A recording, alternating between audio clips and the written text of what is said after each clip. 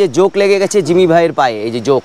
কোথায় কোথায় প্রকৃতি আপনার জন্য লুকিয়ে রেখেছে কি অপার সৌন্দর্য।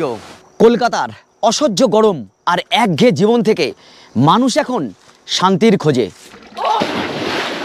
শান্তি এখন সে পাবে কোথায়? শান্তির খোঁজে আমি এখন। এটাই হচ্ছে কালেজ ভ্যালি।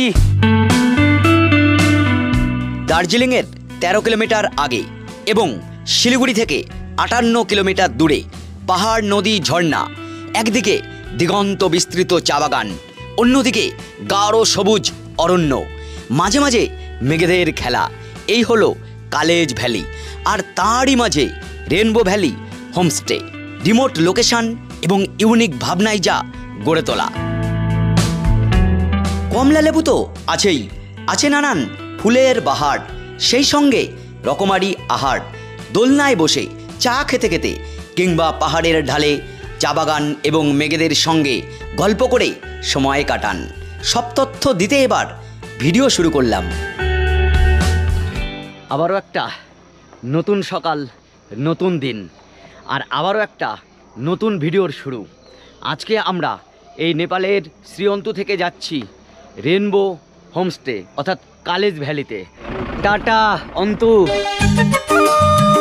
3 রাত 4 দিনের প্যাকেজে তাবাকশি এবং নেপালের পর আজ যাচ্ছি কালেজ ভ্যালিতে। যে পথে নেপাল ঢুকেছিলাম ঠিক সেই পথেই ফিরে যাচ্ছি।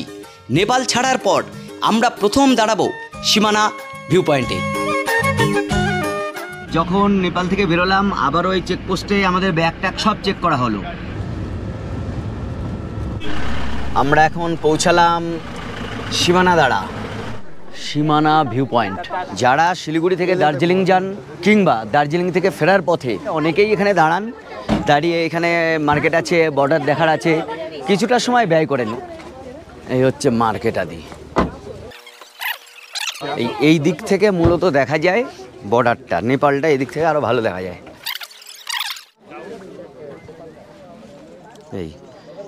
এখানে নানান রকম এই যে লজেন্স রয়েছে, এই সব লোক এখানে খানিকটা সময় দাঁড়ায়। আমি কিনলাম এই অনেকগুলো চকলেট নানান কালারের, 5 টাকা পিস করে একটা নিয়েছে। তো ট্যুর কিংডম এরকমই ঘোরায় ওরা। আর আমার সঙ্গে এই যে ড্রাইভার বাবু রয়েছে জিমি ভাই তো আরও দারুণ, কোনো স্পট বাদ দেয় না এবং খুব ভালোভাবে ঘুরিয়ে ঘুরিয়ে দেখায়।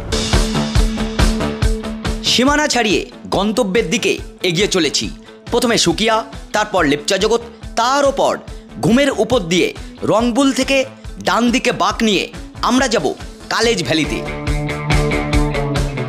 আর আমরা যেহেতু নেপালের ওদিক থেকে ঘুমের উল্টো দিক থেকে এসেছি, তাই রংপুল থেকে আমরা ডান দিকে নেমে গেলাম। কিন্তু আপনারা যদি শিলিগুড়ি বা এনজিপি থেকে সরাসরি এখানে আসতে চান তাহলে কার্শিয়াং হয়ে রংপুল থেকে বাঁ দিকে বাঁক নিতে হবে।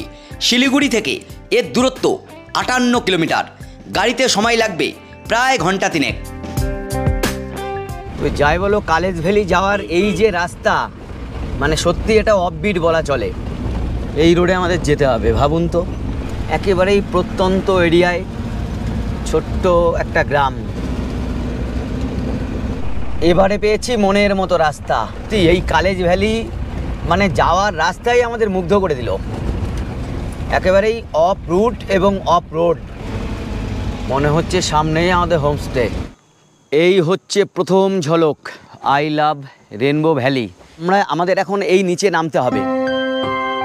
এখানে পা দিতেই মন শান্তিতে ভরে গেল।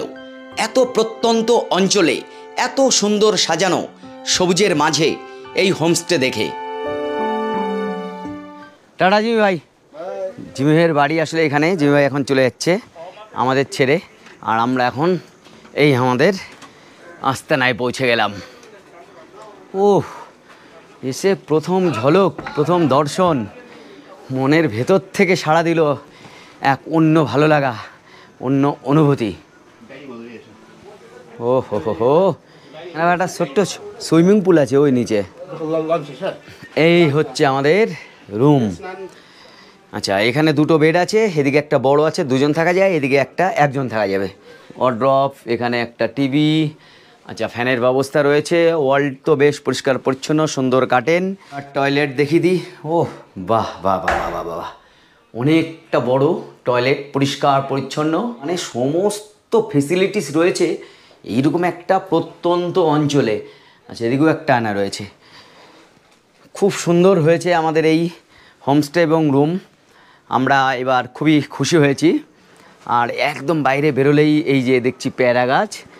আচ্ছা, আমাদের সামনেই রয়েছে এই সুইমিং পুলটা, এখানে আমরা স্নান করব একটু পরে। আর আমরা নেমে এলাম, ওই যে আমাদের গাড়ি রয়েছে, আমরা এই সিঁড়ি দিয়ে এইখান দিয়ে এখানে এলাম। করিডরও খুব সুন্দর। এইটা কিন্তু একটা অন্য ধারণায় তৈরি হয়েছে। রুমটা দেখিয়ে দিলাম, দেখিয়ে আগে এখানে একটু বসে নিলাম।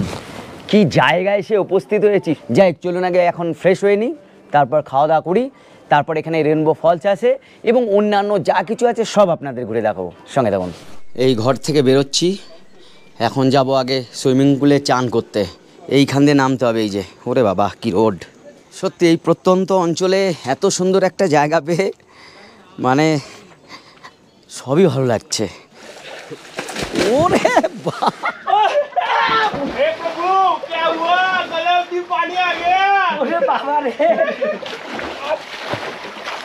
দারুণ অভিজ্ঞতা। স্নান কমপ্লিট হয়ে গেল একদম সুইমিং পুলে। প্রচণ্ড ঠান্ডা জল ছিল, মেঘ উড়ে যাচ্ছে সামনে দিয়ে। যাই হোক, এখন আমাদের খেতে ডাকছে, তাই চলুন খাওয়া দাওয়া করে আসি, দেখি এখানকার মেনু কী কী আছে। এর ভাবনাটাই আলাদা, মানে অনেক পরিকল্পনা করেই এটা তৈরি করা হয়েছে। ওইটা হচ্ছে ডাইনিং। ও, এখানে আবার কমলা লেবু আছে। এই যে কমলা লেবু, অরেঞ্জ, পেয়ারা, নানান রকম ফল এবং এরকম ফুল দিয়ে হচ্ছে এটা সাজানো রয়েছে। আর প্রত্যেকটা কটেজে আপনার পছন্দ হবে। এত সুন্দর ভাবনা আপনার মাথায় কি করে এলো যে এত সুন্দর জায়গায় এত সুন্দর করে সাজিয়ে তুলেছেন? जितना भी गेस्ट होता है जो कैलकाटा से या कोई सिटी से आता है ना, तो they want to take rest, they want to relax in the lap of nature, तो इसलिए इस तरह से बना दिया। আর এই যে ডাইনিং হল, আমরা কিন্তু আছি ওই উপরটায়। ডাইনিংয়ের পার্শ্ববর্তী অঞ্চল কিন্তু এইভাবে চা বাগান, দেখুন একেবারে চা বাগানের ভেতরেই এই অঞ্চলটি। আর তার একদিকে হচ্ছে এই রকম মানে সবুজ অরণ্য ঘেরা, তার মধ্যে এই কলেজ ভ্যালি এবং এই কটেজগুলো তৈরি করা হয়েছে। এখানে রাইস রয়েছে বাসমতি চালের। আচ্ছা, এখানে ডিম কারি, ডাল, একটা সবজি আছে, এই স্যালাড, আলু ভাজিও আছে সঙ্গে। মানে আমি দেখেছি এই আমাদের উত্তরবঙ্গের এই সাইডের যে হোমস্টেগুলো রয়েছে, ওই চিকেন এবং ডিম কারি অল্টারনেট করে হয়। রান্না কিন্তু ভালো, খুব ফ্রেশ খাবার, অর্থাৎ থাকা এবং খাওয়া দুটোই খুব ভালো। খাওয়া দাওয়া করে এখন একটু রেস্ট নিয়ে আবার পার্শ্ববর্তী অঞ্চল একটু ঘুরে দেখব। আর এখানকার যে বিখ্যাত রেনবো ফলস আছে, ওটা কাল সকালে আমরা হেঁটে রয়ে যাবো। কারণ এই কলেজ ভিলেজ এবং এই যে রেনবো হোমস্টে, এর পার্শ্ববর্তী অঞ্চল এখন ঢেকে গেছে মেঘে। আর এই হচ্ছে কমলা লেবু, এই যে সবে ধরছে, দেখুন ছোট ছোট হয়েছে। আর কিছুদিন পরে এলে কিন্তু এখানে কমলা লেবু পেয়ে যাবেন আপনারা প্রচুর। এখানে এনাদের অনেকগুলো এরকম কটেজ রয়েছে, আমরা আছি এইটাই।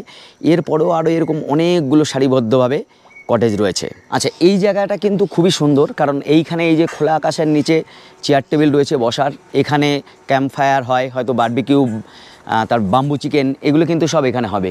এই চিকেন কেটে অলরেডি যে রেডি করে নিয়েছে, এই দেখুন একেবারে টাটকা চিকেন, হ্যাঁ না? আচ্ছা, এইখানে এরকম বসার কিছু জায়গা রয়েছে। আর এইটা দেখুন, এইরকম দোলনায় দোল খেতে খেতে আপনার ঘন্টার পর ঘন্টা কেটে যাবে, কারণ এদিকে গহীন খাত, চারিদিকে সবুজ অরণ্য এবং রয়েছে চা বাগান।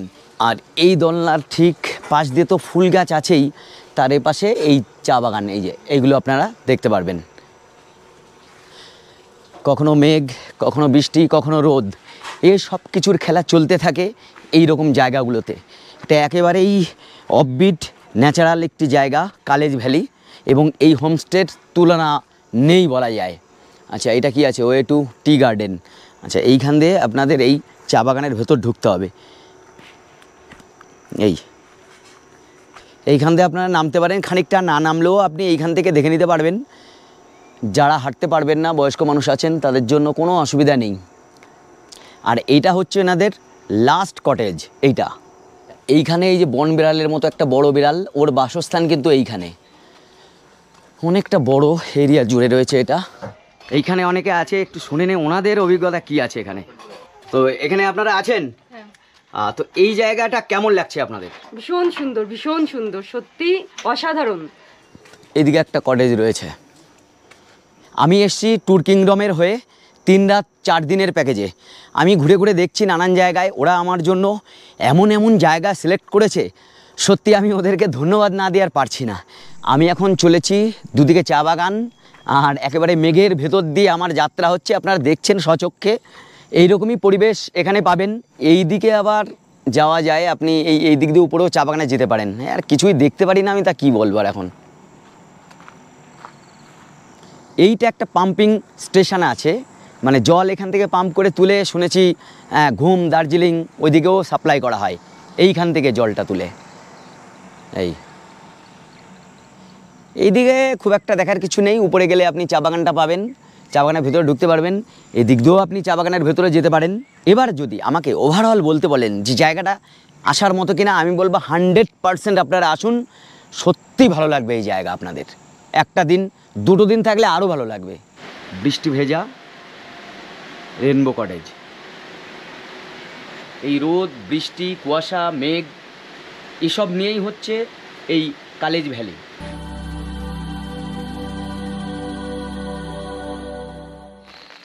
এবারে এক মোহময়ী পরিবেশের ভেতরে আমরা যাচ্ছি। এখন এখানে সম্ভবত বাম্বু চিকেন হচ্ছে, এরকম আলো দিয়ে সাজানো হয় রাতের বেলায়। দূরে উপত্যকায় মেঘ ধীরে ধীরে উপরে উঠে আসছে। কি হবে এখানে? বারবিকিউ। আর কি হবে? বাম্বু চিকেন হবে না? বাম্বু চিকেন হচ্ছে। ও এই যে বাম্বু নাকি? বাম্বু চিকেন তৈরি হচ্ছে এখানে। এটা কত কেজি? কত 1 কেজি কত? 700। আর এর মধ্যে হচ্ছে বারবিকিউ। ওরে বারবিকিউ, খুব দারুণ তো দেখছি। চলে এলো আমাদের এখন সন্ধ্যায় এই পকোড়া, পেঁয়াজি এবং চা। দারুণ টেস্ট পেঁয়াজি এখানকার। তো এই যে সন্ধ্যার খাবার দাবার যা আছে চা সহ, এগুলো কিন্তু এই প্যাকেজের মধ্যেই আছে। আর আমরা এখন বাম্বু চিকেন অর্ডার করেছিলাম, এখনই চলে আসবে। ওটা কিন্তু আমরা কিনে খাচ্ছি, ওটা 1 কেজির দাম পড়বে 700 টাকা। আমরা 500 নিয়েছি 350 টাকা দিয়ে। কি আছে? Bamboo chicken. ও বাম্বু চিকেন চলে এলো, এই ভাই নিয়ে আসলো। হ্যাঁ, ও আরে এই জায়গায় বসে এখন খাবো আমরা এই বাম্বু চিকেন। ও খেয়েছো একটাও? কেমন? দারুণ দারুণ, জিভে জল, জিভে জল। বাম্বু চিকেন পুরো বাঁশের মধ্যে ভরে দুদিকে মুখ বন্ধ করে দিয়ে পোড়ালো। বাম্বু চিকেন খাওয়ার পর একটু ঘোরাঘুরি ঘুরে মানে খানিকটা ঘুমিয়ে পড়েছিলাম। এখন আবার উঠেছি। তো যাই হোক, ডিনার সেরে নিই, সেরে আবারও একটু এদিক ওদিক পাইচারি করে ঘুমিয়ে পড়বো। আর কাল সকালেই আমরা যাচ্ছি রেনবো ফলসে। বেগুন ভর্তা মানে বেগুন পোড়া, স্যালাড রয়েছে, রাইস, চিকেন, ডাল আর এর মধ্যে রয়েছে রুটি। রাতের ডিনার শেষে ঘুমিয়ে পড়া, পরের দিন সকালে দোলনায় বসে চা পান করে হাতে ছাতা দিলাম এবার হাঁটা। যাচ্ছি কোথায়? রেনবো ফলসে দেখতে। চলুন এগিয়ে পড়ি। এখন সকাল 6টা, সব সিদ্ধ ভঙ্গিমায় আমাদের জিমি ভাই দাঁড়িয়ে রয়েছে আমাদের অপেক্ষায়। আর এই হচ্ছে সকাল 6টার দৃশ্য। এটা বলা যায় ফলস যাওয়ার রাস্তা খুবই একটা অফরোড, মানে আপনার বড় গাড়ি থাকলে খানিকটা আপনি হয়তো যেতে পারেন, না হলে পায়ে হেঁটে যাওয়াই ভালো হবে। আমরা খানিকটা গাড়িতে যাচ্ছি, তারপর পায়ে হেঁটে যাব। জিমি ভাই ধীরে ধীরে চালাচ্ছে, অসুবিধা নেই। এই রোডে যাওয়া মানে মনে হচ্ছে কোনো একটা কিছু অভিযানে নেমেছি। এবার এই পর্যন্ত গাড়ি আসে, এইটুকু গাড়ি আসবে, এরপরে আপনাকে এইদিকে পায়ে হেঁটে যেতে হবে। যাই হোক, গাড়িটাও এই পর্যন্ত আসে, বড় গাড়ি হলে আসবে, এরপর আপনাকে নামতে হবে এই রাস্তায়। এই যে এইখান থেকে আমরা হাঁটা শুরু করলাম। এদিকে রেলিং রয়েছে একদিকে, আর যদি খুব বৃষ্টি হয় এখানে কিন্তু এই যে শ্যাওলা পড়ে আছে, একটু ধীরে ধীরে হাঁটবেন। ওহো, রাস্তা ঠিক আছে। আর এত সবুজ চারিদিকটা, এত সবুজ, মানে কি বলা যায়, রিমোট, খুবই রিমোট এটা। এইবার দেখছি সিঁড়ি করা রয়েছে, কারণ নিচে নামতে হচ্ছে। তো কি রাস্তায় যাতায়াত, সত্যিই এ খুব সুন্দর। যাওয়ার পথে আবার ছোট্ট ব্রিজ, আর এই দেখুন এইরকম ছোট ছোট জলাধারা গিয়ে মূল জায়গায় মিলিত হয়েছে। এইখানে তো পুরো গোল করে ঘুরেছে দেখুন। কি ভ্যালি, দুদিকে খাড়া ঢালে নেমে এসেছে, এসেই উপত্যকা বা নদী খাতে মিলিত হয়েছে এখানে। নামার সময় তো কোনো কষ্ট হচ্ছে না, কিন্তু আমার মনে হচ্ছে ওটার সময় বেশ ভালোই কষ্ট হবে। জিমি ভাই যেখানে আছে আপনাদের কোনো অসুবিধা নেই? आपका इसको हाँ। इसको हम लोग कीटेपाती बोलता है। हाँ, वो उसमें क्या होता है? अगर किसी को हाई प्रेशर बीपी होता है हाँ। तो क्या करना है, हाँ, इसको हाँ, मैश करके हाँ, इसको सूखना है। करके सूंघने से भी आपका ये प्रेशर को लो कर देता है। ऐसा है? ये बहुत ही গন্ধ আছে। বর্ষায় হচ্ছে এই সৌন্দর্য, মানে এত সবুজ হয়ে গেছে, কিন্তু এখানে কোনো খাবারের স্টল বা জল বা চা এইগুলো কিন্তু পাবেন না, মানে শুধুই প্রকৃতি। ये है, ও क्या है? ये हम लोग का पहाड़ में हाँ, जब भी किसी को कट लग जाता है तो कट होने के बाद इसको थोड़ा सा ये इस टाइप से करके आपको कोई भी घाव में ये तुरंत लगा दिया, एक तो ब्लड तुरंत रुक जाता है और घाव भी जल्दी एकदम ही जल्दी ठीक हो जाता है। বাহ বাহ। इसका क्या नाम है? क्या नाम है इसका? इसका बनमारा, बनमारा। लेकिन इसका साइंटिफिक, তবে এখানে এখানে একটু ভয়ও আছে, এই যে জোক লেগে গেছে জিমি ভাইয়ের পায়ে, এই যে জোক। लेकिन ये जोक से मत डरिए, इसको काटने से भी क्या है, क्या? तो इसको अभी काट रहा है হ্যাঁ, तो इसको तुरंत निकाल दिया হুম तो वो खुजली करता है। হুম। अगर कट रहा है तो ऐसे ही छोड़ देना पड़ेगा, अगर नहीं कटा है तो इसको उठा के इसको इधर साइड कर देना है। কিন্তু এই জোক একবার আমার ওই লেপচা জগৎ থেকে বেশ বড় একটা লেগেছিল, সেটা কিন্তু অনেক দিন জ্বালিয়েছিল জোকে। অনেকক্ষণ হাঁটার পর মানে সমতলে চলে এসেছি আমরা, আর এইদিকে তীব্র আওয়াজও পাচ্ছি ফলসের। হ্যাঁ, এখনই গা ঘামছে। এই যে আমরা এখন যেখানে দাঁড়িয়ে আছি দেখুন কীরকম ঘন জঙ্গল, মানে আর এই স্যাঁতস্যাঁতে ওয়েদারে এখানে এই জোকটা বেশি থাকে। একটু দৌড়ে চলে যাই আমি, ওই যে বাবা রে, হেঁটেই যাচ্ছি, মানে 2 কিলোমিটার রাস্তা আপনাকে ট্রেক করতে হবে। ওই তো চলে এসেছি একেবারে সামনে সেই সমতল ভূমি। This is the first view of Rainbow Falls. এই হচ্ছে রেনবো ওয়াটারফলস। এই যে জল এখানে ছিটকে যাচ্ছে, এইখানেই সূর্যের আলো পড়লে রেনবো দেখা যায়। এইদিকে যে নদী আছে এর জলের পরিমাণ কিন্তু অনেকটা বেশি, এই ধারাই আর কি ওই নদী থেকে মিলিত হয়েছে। চারিদিকটা খুবই সুন্দর, খুবই সুন্দর। এই জায়গাগুলো দেখুন সামনেটা ভিজে গেছে, মানে পুরো ছিটে যাচ্ছে জল একদম এখানে এসে, এবং এতেই সূর্য আলো পড়ে রেনবো তৈরি হচ্ছে। ও হো হো, কি জায়গা সত্যি। এত দূর কষ্ট করে আসার পর এখন সব ক্লান্তি দূর হয়ে গেল, কারণ এই সৌন্দর্য দেখলে আপনারও ভালো লাগবে। এই জোকটা আমার পায়ে লেগেছিল, এইটা।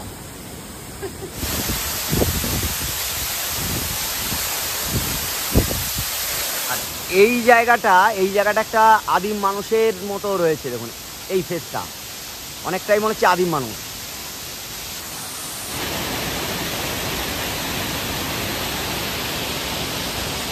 পুরো কাস্কেটের মতো ধাপে ধাপে নেমে এসছে।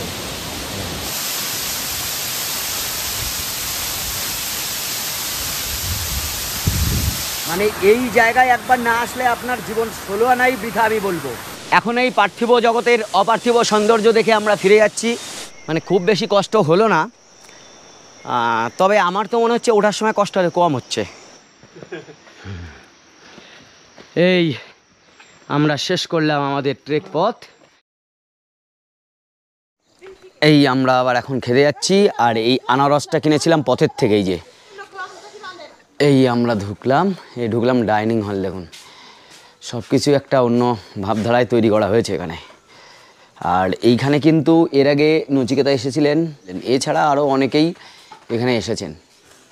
এই প্রকৃতি দেখে দেখেই আমাদের এখন খাওয়া হবে। তো চলে এলো আমাদের সকালের খাবার। এই পরিবেশ ছেড়ে আর সত্যি যেতে ইচ্ছা করছে না। তো আমরা এখন বেরিয়ে পড়ছি। এই সুন্দর হোমস্টে, এই সুন্দর প্রাকৃতিক দৃশ্য, এই শোভাকে পেছনে ফেলে আমাদের এগোতে হবে, কারণ বাড়ির ডাক এসে গেছে, আমাদের সময় হয়ে গেছে। তো আসবেন, ঘুরে যাবেন, অপরূপ অসাধারণ জায়গা, এ আর বলার কিছু নেই। একটু কস্টলি হলেও আপনার কিন্তু এই জায়গায় একেবারেই আপনি নিরাশ হবেন না।